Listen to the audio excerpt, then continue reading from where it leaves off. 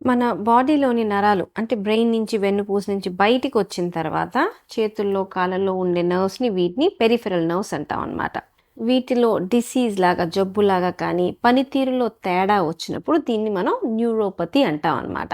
మామూలుగా నరాలు రెండు రకాలు ఉంటాయి. సెన్సరీ, మోటార్ అంటే స్పర్శకి సంబంధించిన నరాలకి ఇబ్బంది వస్తే తిమ్ముర్లు కానీ మంటలు కానీ గుచ్చుకుంటున్నట్టు అనిపించడం, నొప్పిగా అనిపించడం లాంటివి వస్తాయి. అప్పుడప్పుడు మొద్దు బారినట్టు కూడా అనిపిస్తుంది అనమాట.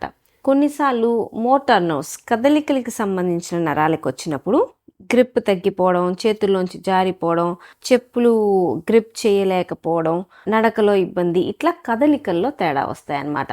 వీటన్నిటిని మనం న్యూరోపతి కింద పెడతాం అనమాట. కానీ ఎన్నో రోగాల వల్ల రావచ్చు. షుగర్ వల్ల, B12 తగ్గడం వల్ల, కొన్నిసార్లు వైరల్ ఇన్ఫెక్షన్స్ తర్వాత కానీ. సో రీజన్స్ ఏదైనా కానీ ఎక్కడ నరాలు ఇబ్బంది పడ్డా బాడీలో దాన్ని మనం న్యూరోపతి అంటాం.